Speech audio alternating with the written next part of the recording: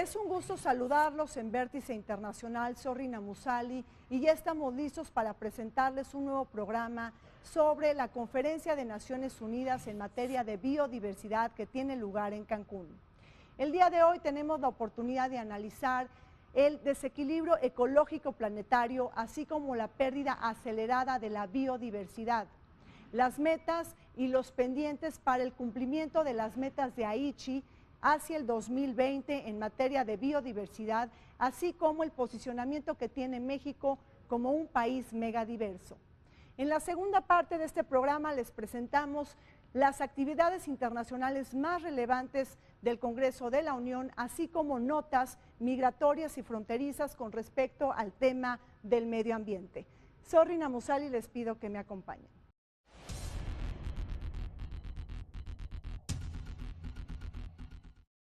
La biodiversidad es toda aquella variedad de vida que hay en nuestro planeta, incluidos ecosistemas, animales, plantas, hongos, microorganismos y multiplicidad genética, resultado de miles de millones de años de evolución según procesos naturales y también de la influencia creciente de las actividades del ser humano. La diversidad biológica es garante de bienestar y equilibrio en la biosfera, cuyos elementos aportan y aseguran muchos de los servicios básicos para nuestra supervivencia, tales como la alimentación, medicina y vivienda, además de prestar importantes servicios ambientales como la captura de dióxido de carbono, el control de la erosión, la regulación hídrica y el turismo. El 29 de diciembre de 1993 entró en vigor el Convenio sobre la Diversidad Biológica, un tratado que data de la Cumbre de la Tierra celebrada en Río de Janeiro en 1992, y el cual ha sido ratificado hasta la fecha por todos los Estados miembros de la ONU, con excepción de los Estados Unidos. Los objetivos del convenio son la conservación de la biodiversidad, el uso sostenible de sus componentes y la participación justa y equitativa en los beneficios que se deriven de la utilización de los recursos genéticos. Su órgano rector es la Conferencia de las Partes, COP, en cuya 10ª edición realizada en Nagoya, Japón, los países parte adoptaron el Plan Estratégico para la Diversidad Biológica 2011-2020, que incluye las metas de Aichi para la diversidad biológica. Se trata de un conjunto de 20 metas agrupadas en torno a 5 objetivos estratégicos, siendo estos: abordar las causas profundas de la pérdida de la diversidad biológica, reducir sus presiones directas, proteger los ecosistemas, las especies y la diversidad genética, aumentar los beneficios de sus servicios, así como mejorar la aplicación, gestión de los conocimientos y la creación de capacidad.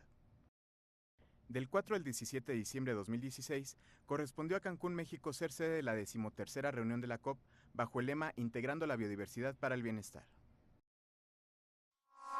El mundo se enfila hacia un trance peligroso.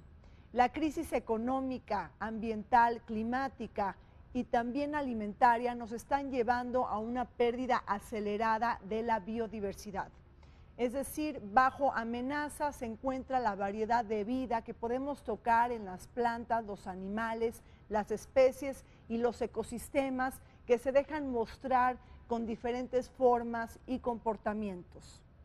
Hoy debemos de actuar con un mayor sentido de responsabilidad ambiental y tratar de transformar los patrones de producción, consumo y formas de vida para poder enfrentar el desequilibrio ecológico y poder heredar un mejor mañana a nuestros hijos.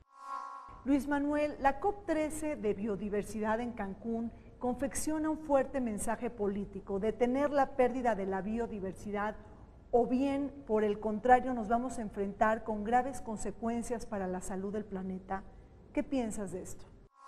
La pérdida de biodiversidad es posiblemente el reto más importante, no para el ser humano, para la vida en el planeta, y estamos nosotros coadyuvando a una desaparición acelerada, al grado de que hay expertos, sobre todo en cuestiones de biodiversidad, por ejemplo, como E.O. Wilson, el doctor Sarucán de México, que dicen que estamos... Recibió un premio. Recibió un premio muy importante por sus esfuerzos precisamente para la conservación de la biodiversidad, que dicen que estamos nosotros induciendo la 6ª extinción en el planeta. El planeta, hay que recordarlo también, ha tenido ya 5 grandes extinciones, o sea, pérdidas de la vida. La última fue hace poco, en términos planetarios, hace 60 millones de años, cuando desaparecieron los dinosaurios. No sabemos, o mucha gente no sabe, que junto con los dinosaurios, o sea, no solamente desaparecieron los dinosaurios, Rina, desapareció el 80% de la vida en el planeta. El planeta se quedó hace 60 millones de años prácticamente desnudo de vida. y hoy en día tenemos una diversidad verdaderamente extraordinaria. El planeta es muy resiliente en eso, pero las acciones que nosotros estamos ejerciendo inconscientemente o no planeadas o no están bien analizadas pueden acelerar una sexta gran extinción y que los primeros que se irían seríamos nosotros. En general, las últimas evaluaciones a nivel mundial nos indican que estamos perdiendo biodiversidad a un ritmo sin precedentes en la historia del ser humano en el planeta. Seguimos perdiendo hábitat, seguimos contaminando, seguimos teniendo especies invasoras que están causando catástrofes, continúa la sobreexplotación y el cambio climático. Desafortunadamente estamos llegando en varias ocasiones a puntos de no retorno, donde ya poblaciones o servicios no se pueden recuperar, de tal manera que urge tomar acciones que sean mucho más contundentes. Se reconoce que el planeta se encuentra en condiciones muy críticas, ¿sí? Uno de los factores que también preocupa es el crecimiento de la población humana, ¿sí? Es decir, hay zonas que están sobrepobladas y la demanda de los recursos naturales cada vez va en aumento, ¿sí? Al fin de cuentas, la biodiversidad no es otra cosa que los recursos naturales como la flora o la fauna. Esa es la biodiversidad, ahí está contenida la biodiversidad. Y la gran diversidad está contenida en los ecosistemas que aún existen naturales. Entonces, la preocupación a través de las declaraciones de la COP y de los esfuerzos que persigue la COP va en tratar de fortalecer las políticas de gobierno que permitan que en el largo plazo se pueda manejar y conservar la biodiversidad. El hecho de que México sea huésped, sea anfitrión, de la cumbre de las Naciones Unidas en torno a la biodiversidad y la diversidad, pues marca un hito importante, porque a partir de ahorita México queda con la presidencia de los trabajos que se desarrollarán los siguientes 2 años dentro de la biodiversidad y la agenda que traemos en juego. México trae en este momento 3 leyes que está discutiendo, que se enriquecen con los trabajos que tuvimos la oportunidad de escuchar a más de 150 países, que se están desarrollando en el momento actual en Cancún, donde se escuchan las mejores prácticas, lo que ha pasado, las experiencias internacionales. Hay mecanismos importantes que ya se están planteando a nivel internacional, los bonos de carbono, la forma en la cual implementas y le das pagas por servicios ambientales, cómo reconocer el valor genético de las especies. Esa es parte del protocolo de Nagoya, que ya México es parte y que no hemos legislado en la materia.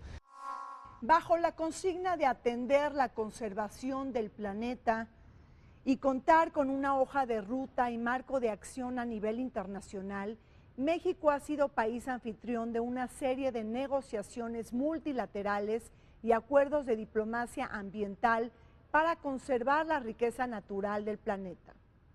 Para enfrentar la pérdida de la biodiversidad se requieren políticas públicas, legislación, reglamentación, pero sobre todo voluntad política para gobernar la biodiversidad, hacer uso equitativo de sus beneficios y utilizar de manera sostenible sus componentes.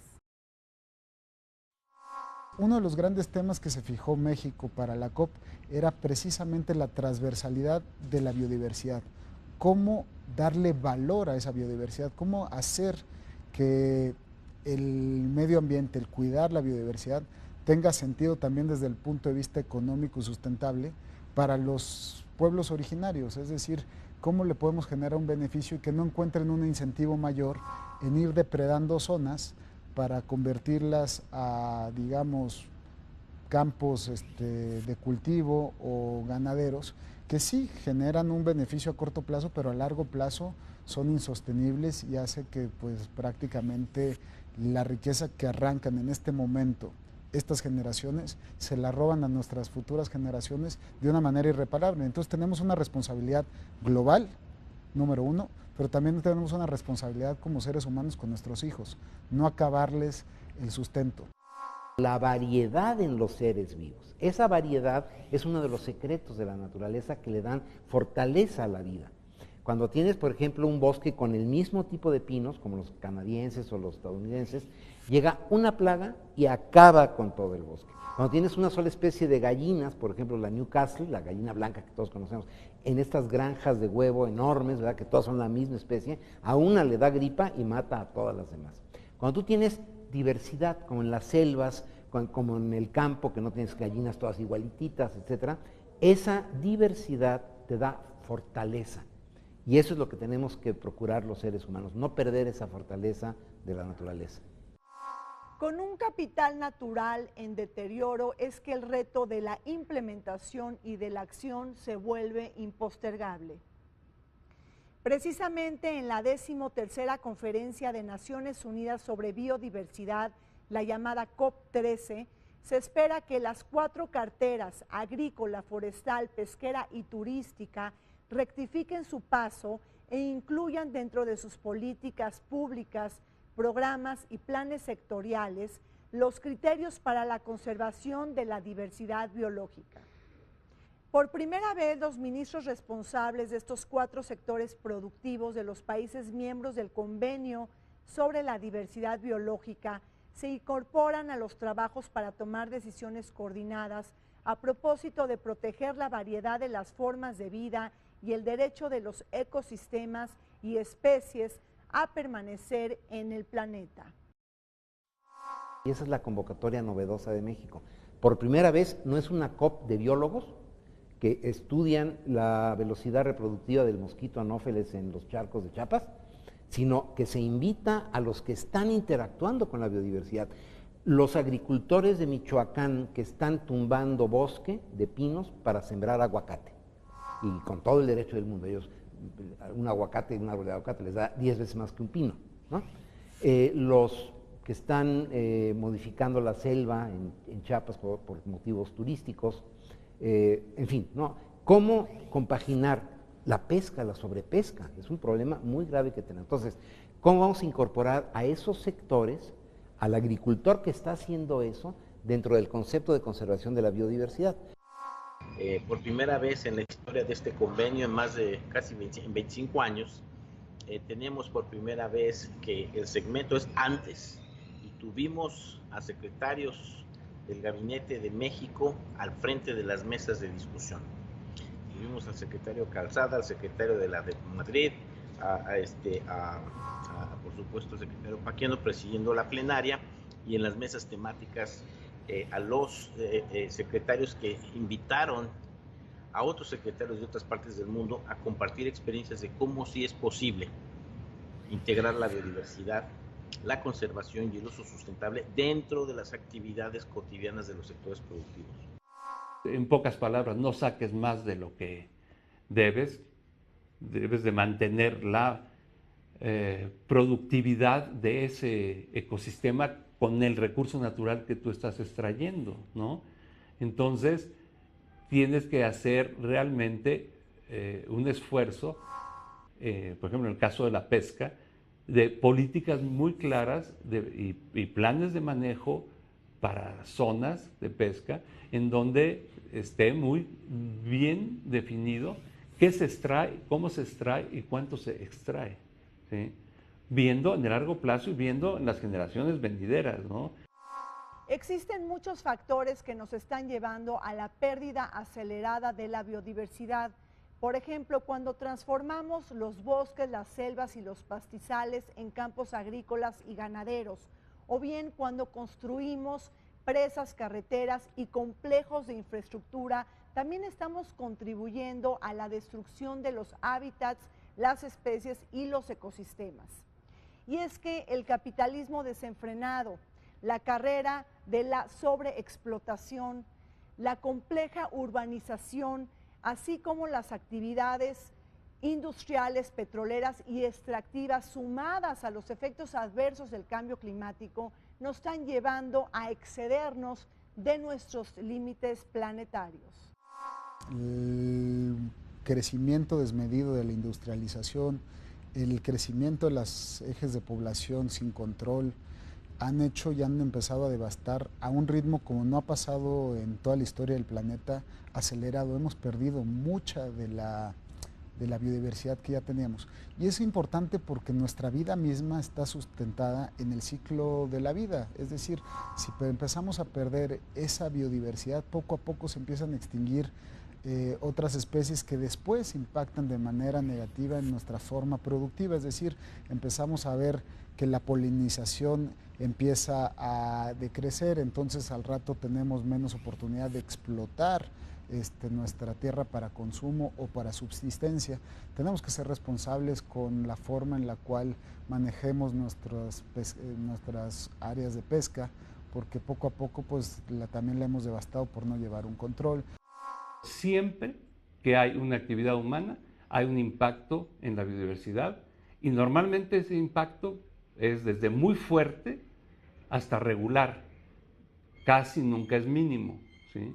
Entonces, si la tendencia de la humanidad es ocupar todos los territorios que hoy todavía se conservan en su estado natural, silvestres, ¿sí?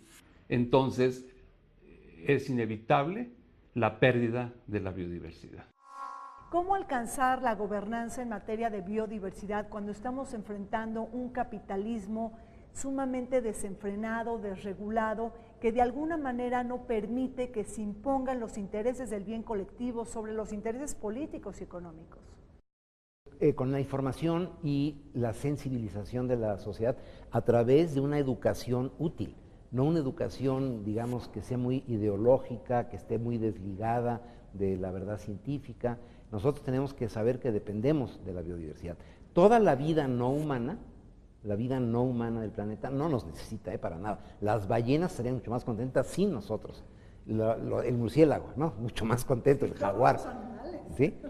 Nosotros sí los necesitamos, ¿no? Necesitamos la, digamos, homeostasis de los ecosistemas, que se mantengan en equilibrio con reglas económicas del capital natural. El capitalismo no es malo, lo que es malo es esta cuestión descarnada de la acumulación perversa de bienes y de cosas, ¿no? Y el ejercicio del poder a través de la acumulación. Pero el que nosotros entendamos que existen reglas económicas que si las violas recibes un castigo automático, una sanción.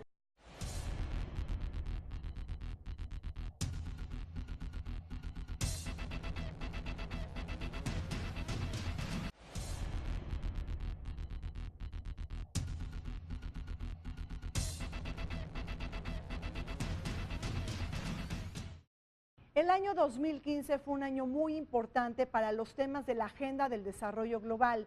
Tuvieron lugar 3 citas clave: la Cumbre de Naciones Unidas sobre Desarrollo Sostenible en Nueva York, la Conferencia de Naciones Unidas sobre Cambio Climático, que dio como resultado y principal producto el Acuerdo Histórico de París, pero también tuvo lugar en Etiopía la Conferencia Internacional sobre Financiamiento al Desarrollo. Todo este cúmulo de voluntades y de esfuerzos ahora se pone en cuestionamiento porque posiblemente las metas de biodiversidad de Aichi que se concertaron en Japón no serán alcanzadas. La evidencia nos muestra que 2/3 partes de estas metas no serán alcanzadas para el año 2020, con graves consecuencias para el bienestar humano. Luis Manuel, ¿cómo vamos con el cumplimiento de las metas de biodiversidad de Aichi? Al parecer no habrá los mejores resultados para el año 2020.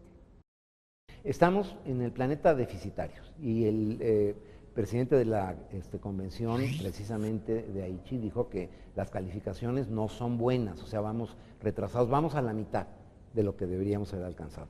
Hay, sin embargo, ejemplos exitosos que nos permiten ver que aunque queden nada más 2 años, o 2 años y un piquito, podemos acelerar el proceso a través, por ejemplo, de hacer realidad la protección de áreas a través de los sistemas de áreas naturales protegidas, tanto terrestres como marítimas.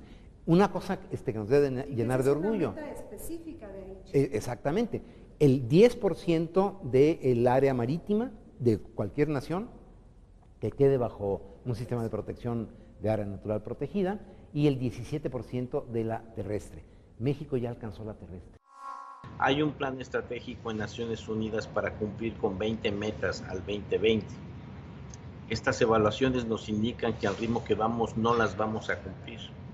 Por ejemplo, una meta, la meta 15, que se refiere a evitar la pérdida de los arrecifes a nivel mundial, no se pudo lograr porque continúan las emisiones de dióxido de carbono y la atmósfera está haciendo que también se haga más ácida el agua de mar.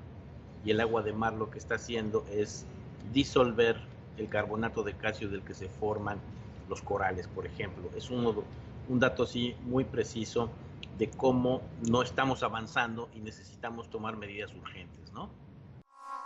Fue en Japón donde se estableció el Plan de Acción sobre Diversidad Biológica para el periodo 2011-2020, con la intención de detener la pérdida de la diversidad biológica y asegurar que para la segunda década del siglo XXI los ecosistemas tengan capacidad de recuperación y mejoremos la salvaguarda de ecosistemas, especies y diversidad genética. Es bajo el contexto de la COP13 en Cancún que se pretenden revisar las metas de Aichi, los avances hacia el año 2020, los retrocesos, así como la movilización de recursos financieros. Nuevamente, estos propósitos loables, éticos y meritorios de la comunidad internacional se convertirán en voces huecas si no enfrentamos el cúmulo de intereses nacionales, locales y nativos que en muchas ocasiones entorpecen y bloquean su implementación. Otro de las grandes avances que se pueden considerar en la COP es el integrar la biodiversidad, estos recursos naturales, a las cuentas públicas de los países, que se tomen en cuenta que como activos, ¿no?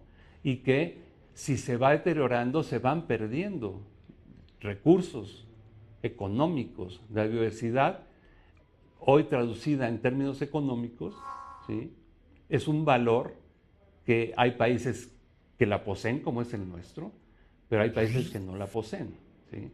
Entonces, en lugar de sentirnos afortunados y orgullosos de poseer esa biodiversidad, con nuestro modelo actual de desarrollo, lo que estamos haciendo es perder esa biodiversidad y poder llegar en el largo plazo a tener los problemas de los países que por cuestiones naturales carecen de la biodiversidad.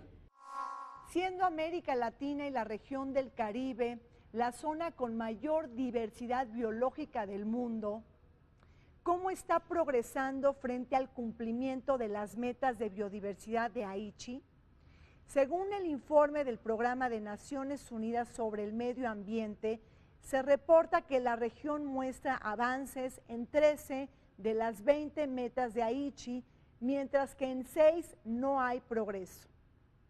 Precisamente la continua pérdida de biodiversidad y degradación de los servicios ambientales dificultará el cumplimiento de la Agenda 2030 y los 17 Objetivos del Desarrollo Sostenible para nuestra región.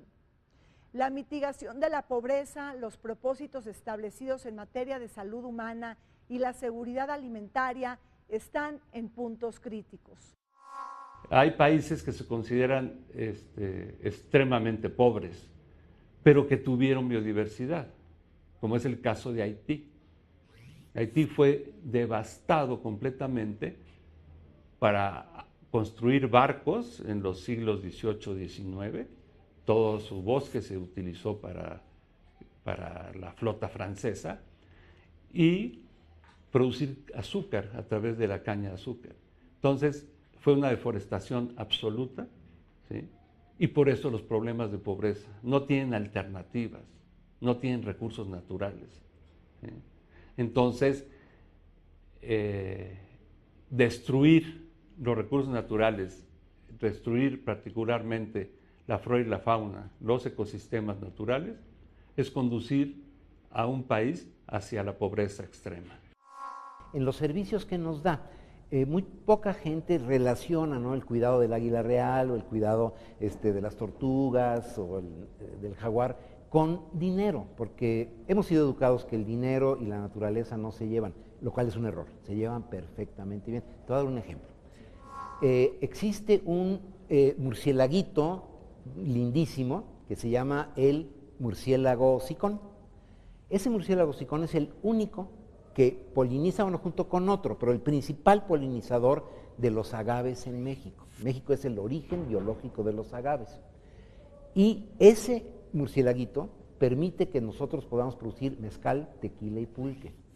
El año pasado, México exportó 183 millones de litros de tequila a 120 países, con un valor de 1.200 millones de dólares, y 30,000 familias dependen de eso. Ese es el valor, ese murciélaguito vale 1.200 millones de dólares. México crece al día de hoy en un 2-3% de su Producto Interno Bruto, y nos quejamos del crecimiento que tenemos, que es pequeño. Sigue siendo un crecimiento, pero es pequeño. Pero hay datos del INEGI, que es nuestra máxima autoridad, que dice, lo sacó el año pasado, que lo que perdemos de patrimonio natural equivale a cerca del 6% de nuestro Producto Interno Bruto. Entonces, si perdemos el 6% de nuestro Producto Interno Bruto y crecemos al 2% por el lado económico, no somos una economía exitosa. Entonces, proteger el medio ambiente tiene también un sentido económico, tiene una responsabilidad que va a impactar.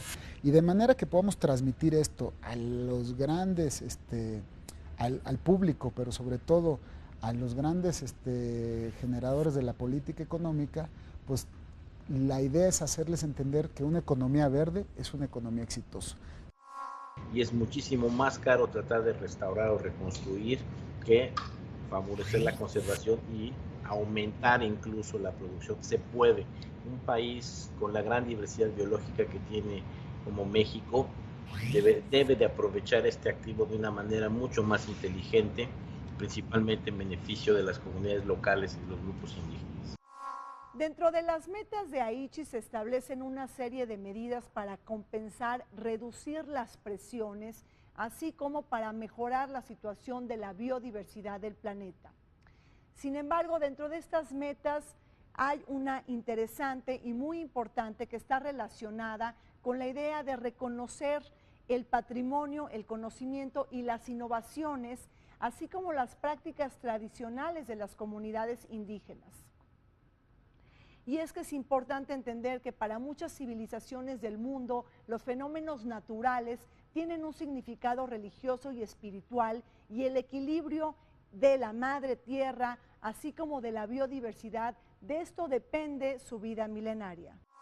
Terminó la cumbre indígena por un lado, y por otro lado la cumbre de ciudades y de gobiernos subnacionales, donde tuvimos la firma de los 3 gobernadores de la península de Yucatán a favor de un desarrollo que sea sostenible y que incorpore a la biodiversidad. Pues Luis Manuel, nos hablas precisamente de la importancia de la biodiversidad, pero ¿cuál es el valor económico de esta diversidad biológica? ¿Qué va a pasar con las aspiraciones que mencioné yo al principio, económicas, de nuestros celtales, tzotziles, nuestros huicholes? ¿Qué va a pasar con esas, las aspiraciones de los marginados de las ciudades, ¿no? Que tienen con mucho derecho a aspirar a una vida mejor, y para eso se requiere empleo, se requiere inversión, se requiere desarrollo económico. Que no deja de ser, por ejemplo, el tema de la sobreexplotación de maderables, un tema que genera muchos millones, que hay grandes cárteles atrás, y que tenemos que acompañar desde algún punto de vista, no solo desde el punto de vista ambientalista, sino de una correcta implementación de la justicia. Y es por eso que hoy tenemos ya también una gendarmería ambiental, que eso es un hecho también sin precedentes, que empieza a tener labores de protección con capacidades reales, estos gendarmes, para realmente entender el fenómeno de la depredación y las aristas que tiene, porque hay grandes negocios atrás también del tráfico de especies y de la sobreexplotación de maderables. Y de esa manera ir protegiendo y que no abusen mediante la ignorancia de nuestros pueblos originales, que muchas veces pues abusan de su hambre y su ignorancia para ofrecerles negocios millonarios que a la vez pueden estar dañando nuestros ecosistemas. América Latina es una superpotencia en materia de diversidad biológica. Tan solo en la región de Sudamérica se encuentra más del 40% de la biodiversidad y una cuarta parte de los bosques, pues ahí está, recordemos, la selva amazónica. Los reportes nos señalan que la variedad de especies del planeta, más del 70%, están repartidas en 12 diferentes países, 6 de ellos provenientes de América Latina. Me estoy refiriendo al caso de México, de Brasil, de Venezuela, de Colombia, de Perú y también de Ecuador. Para la región de América Latina, el Programa de Naciones Unidas para el Medio Ambiente nos señala que muchas de nuestras especies están prácticamente amenazadas y en proceso de extinción. Y es que no hay que olvidar que gran parte de la supervivencia de las especies no amenazadas dependen de la existencia de especies en extinción. Chiapas, Veracruz, Oaxaca, que son los estados que mantenían o mantienen todavía una alta biodiversidad, hoy están siendo sumamente degradados sus recursos naturales. Veracruz es el caso extremo, Tabasco, el caso extremo, tiene una deforestación en su superficie territorial de cerca del 90%. Entonces, esa degradación lo único que lleva es a la pobreza, a que es imposible solucionar la pobreza porque ya no hay suelo que pueda ser productivo, ya no hay agua superficial que corra permanentemente, ¿sí? Hay contaminación por uso de pesticidas y agroquímicos.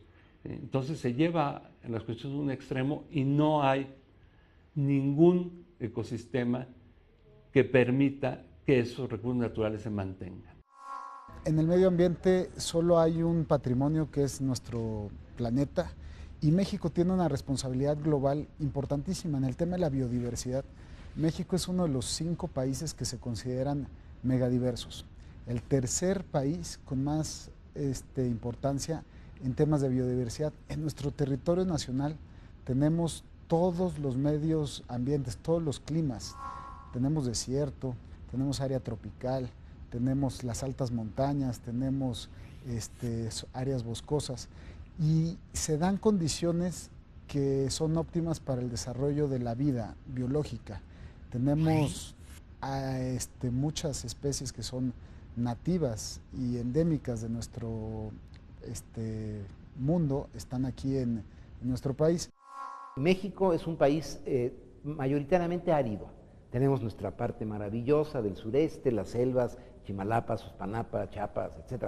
Pero mayoritariamente es un país árido o semiárido. El 80% del agua que beben los mexicanos viene del subsuelo. Nosotros no somos como Estados Unidos, tiene grandes ríos, lagos, o Europa, ¿no?, que pueden sacar el agua superficial, cuidándola y potabilizando. Nosotros tenemos que extraerla del subsuelo. Para que haya agua en el subsuelo tiene que infiltrarse. Esa infiltración se logra a través de los bosques. Si no hay bosques, no hay infiltración, no hay agua. Tan sencillo como eso. Siendo los países de América Latina y el Caribe de los más megadiversos del mundo, nuestros países han desarrollado diferentes respuestas de conservación. Los esquemas de pago por servicios ambientales, el ecoturismo y el incremento de las áreas protegidas forman parte de la estrategia para la conservación de nuestro capital natural. En el marco de la COP13 en Cancún y en su segmento de alto nivel, el presidente Enrique Peña Nieto decretó 4 nuevas áreas naturales protegidas y 5 zonas de salvaguarda en aras de proteger 65 millones de hectáreas. Con este ejemplo, México muestra más disposición hacia el cumplimiento de la meta 11 de Aichi, es decir, llegar por lo menos al año 2020 con el 17% de la superficie terrestre y el 10% de las zonas marinas y costeras como áreas protegidas. Por un decreto presidencial sin precedentes, se decretaron 65 millones de hectáreas como área natural protegida. Es decir, México hoy va a tener ya 91 millones de hectáreas de áreas naturales protegidas. Lo que decretó el presidente es 3 veces más de lo que han decretado todos los demás presidentes en la historia del país. Eso nos pone a que cumplimos no solo el protocolo, el convenio de Aichi, sino que lo sobrepasamos. Nos habíamos comprometido al 10%, logramos el 23% de nuestras zonas marítimas. Hoy nuestras zonas terrestres ya son casi el 16% y vamos a ir, según lo que nos dice la Semarnat, a proteger el 17% de nuestro territorio nacional como área natural protegida. En el Senado de la República se ha presentado la Ley General de Biodiversidad. ¿Cómo están ahí los dimes y los diretes? 4 nuevas áreas naturales protegidas, algunas por las que hemos peleado durante décadas, las islas del Pacífico mexicano, porque ya estaba afortunadamente protegido lo que son las islas del Mar de Cortés, ¿no? Se logró, pero las islas estaban desprotegidas, las del Pacífico, hasta las de Villagigedo, que pues había mucha discusión porque están muy lejos, etcétera, que cómo se va a hacer realidad el plan de manejo, etcétera, ¿no? Ya se logró eso, una parte muy importante de la Sierra de Tamaulipas, que tiene especies únicas en el planeta, muy importantemente la protección al 100% del gran arrecife caribeño, el gran arrecife del Caribe, que es el segundo más grande del mundo. Con eso estamos cumpliendo con la meta de Aichi para el 2020, donde se estaba pidiendo el 17% de la superficie terrestre en áreas protegidas y el 10% de la superficie marina también como áreas protegidas. Esto no hubiese sucedido si no hubiéramos tenido un compromiso del tamaño de esta COP o un acuerdo sin precedentes también que se firma entre el secretario de Agricultura y el secretario de Medio Ambiente para buscar que los subsidios agrícolas afecten lo menos posible de manera negativa al medio ambiente. Las áreas protegidas lo que persiguen es mantener lo que llamamos nosotros el germoplasma, el material genético de las especies que existen en esos ecosistemas, ¿sí? Como un banco, ¿sí? Como una reserva, por eso muchas se llaman reservas de la biosfera, reserva ecológica o cualquier nombre que se pueda utilizar, porque son recursos de reserva donde se mantienen las condiciones naturales que permitan no solo su aprovechamiento, sino su utilización para una restauración, para una recuperación de esos recursos naturales que están contenidos en las áreas protegidas, ¿no? Aunque México ha dado señales de un nuevo compromiso ambiental, con la firma de nuevos decretos de áreas protegidas, vale la pena hacer mención del posicionamiento que ha tomado el Centro Mexicano de Derecho Ambiental, el organismo que advierte que no solo se requiere extender las áreas nacionales protegidas, sino velar por su gestión eficaz. ¿Cómo alcanzar las metas cuando solo el 60% de las 107 áreas nacionales protegidas tiene programas de manejo formulados y publicados? ¿Cómo convertirnos en un país globalmente responsable en materia de biodiversidad cuando el presupuesto de egresos de la Federación para el año 2017 redujo los recursos destinados a la Semarnat en un 37% con respecto al año anterior?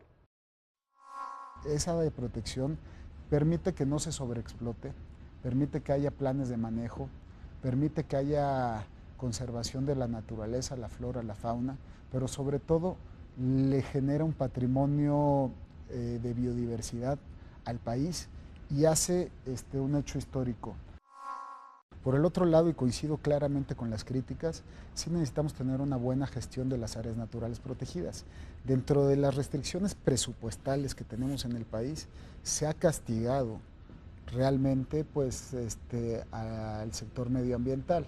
Lo hemos dejado en un punto donde lo hemos dejado sin recursos. Sí tenemos el marco legal adecuado para protegerlo, pero hace falta también acompañarlo a una fuente de recursos. Entonces, el fortalecimiento del sistema de áreas naturales protegidas, ya sea aumentando la superficie, pero sobre todo fortaleciéndolo políticamente como una prioridad y sobre todo fortaleciendo financieramente. si se quiere tener áreas protegidas en el largo plazo, se tiene que tener personal que haga la gestión in situ de estas áreas naturales protegidas. Desgraciadamente, cuando vienen crisis financieras en los gobiernos, en los primeros recortes se va sobre el sector ambiental.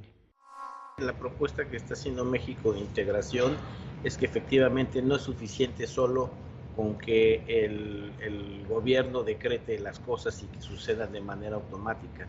Aquí lo que se está haciendo es invitar a que participe la sociedad civil, las comunidades locales y pueblos indígenas, la academia con información e incluso también tuvimos ya el foro legislativo. Necesitamos que se acompañen estas acciones con la legislación adecuada para que esto suceda y sentarnos en la mesa todos los actores para que esto pueda caminar.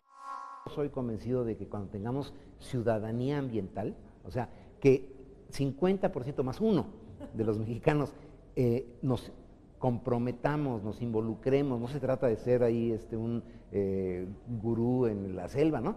Pero sí que estemos atentos a qué es lo vigilantes, que se impulse mucho la cuestión de la madera certificada, que ya no haya madera ilegal, ¿no?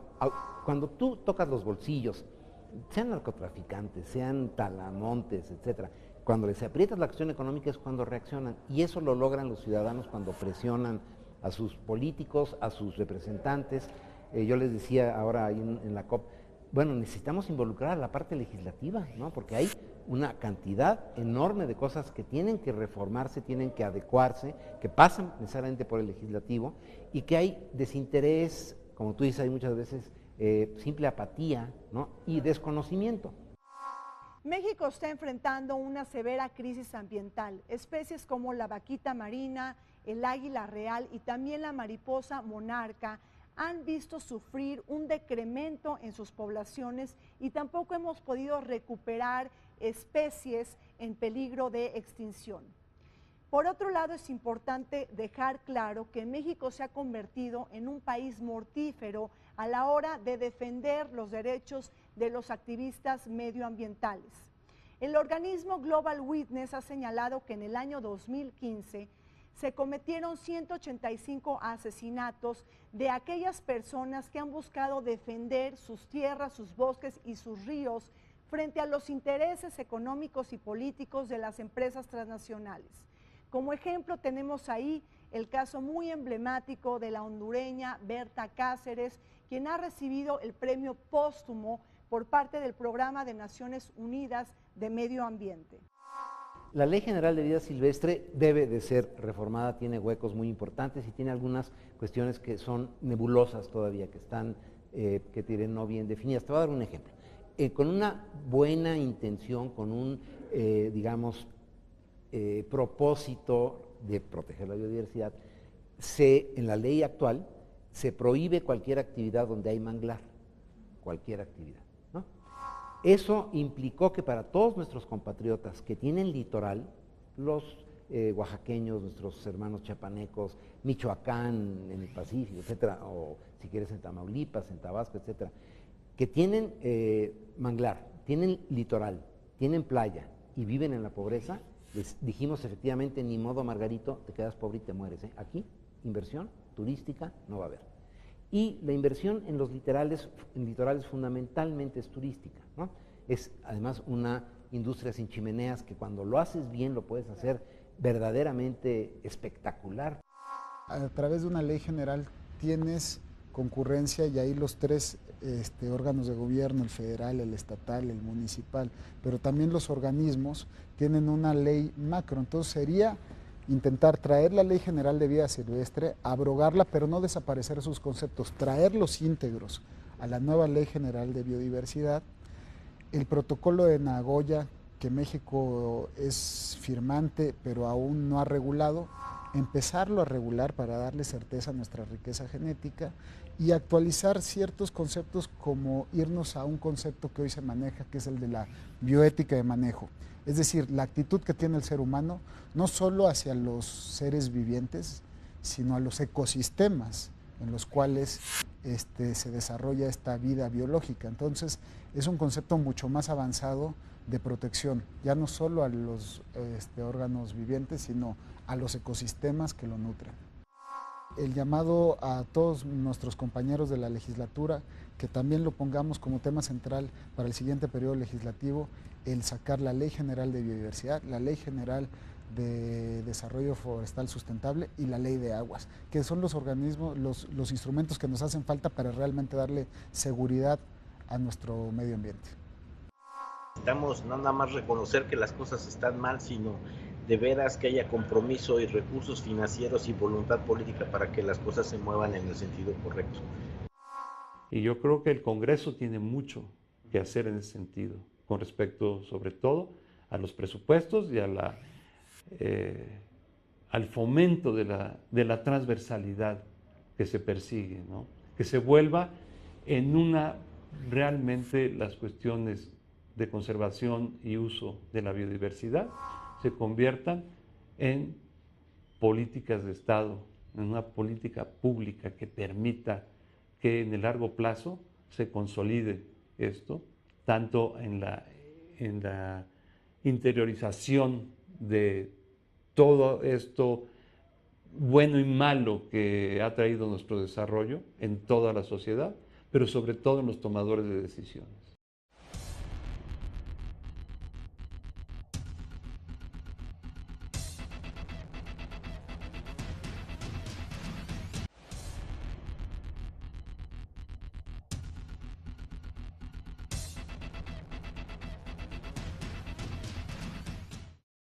Veamos el comentario de Federico Lamonte en materia migratoria y fronteriza. Para comprender en su exactitud el sentido de la Declaración de Leipzig sobre ciudades sostenibles, vamos a remontarnos a la década de los 60, 70 y 80, cuando las industrias altamente contaminantes no solamente propiciaron un deterioro ambiental, sino al mismo tiempo la movilidad entre una y otra población. Desde la antigua Checoslovaquia, cuando era tal, antes de su escisión en dos repúblicas, o en una nación emergente como Brasil y particularmente en la región de la Amazona. Esto derivó en el acuerdo o declaración de Leipzig, que plantea, sin un carácter vinculatorio, a los estados que la suscriben tomar las políticas necesarias para evitar ello. La llegada arribo de multinacionales que deterioran el hábitat y a partir de ello la proliferación de enfermedades múltiples, principalmente que se manifiestan en las vías respiratorias. Hay un cuadro de esta misma declaración de Leipzig y de Aalborg en la que se menciona lo siguiente. Primero, a través de la toxicología y al mismo tiempo en el desarrollo de enfermedades que afectan al corazón, los Estados miembros de Leipzig deberán tomar la decisión en 20 años, ninguno lamentablemente lo cumplió, de deshacerse de estas industrias nocivas, altamente contaminantes y que tienen una identidad con las multinacionales. Este tema llegó a la Asamblea General de Naciones Unidas y correspondió al peruano Javier Pérez de Cuéllar, entre otros, y su sucesor egipcio, solicitar a los Estados miembros en Leipzig una resolución que retomara el carácter vinculatorio de sus acuerdos. Lamentablemente no se avanzó en ese objetivo y el deterioro de la aldea global siguió su escalada. De Leipzig a Aalborg, solamente la voluntad de los jefes de Estado que participan en esta condición podrá sacar a flote a una aldea global deteriorada y que, por ejemplo, en la población más vulnerable refleja a los pequeños, donde en Brasil y en la antigua Checoslovaquia la mortandad superó las expectativas de la ONU. Pues muy agradecida con ustedes por haberme acompañado en Vértice Internacional. Soy Rina Musali, como siempre los esperamos todos los martes a las 21 horas y en repetición los sábados a las 7 de la noche. Vértice Internacional, un programa para todos aquellos que les gusta vivir sin fronteras.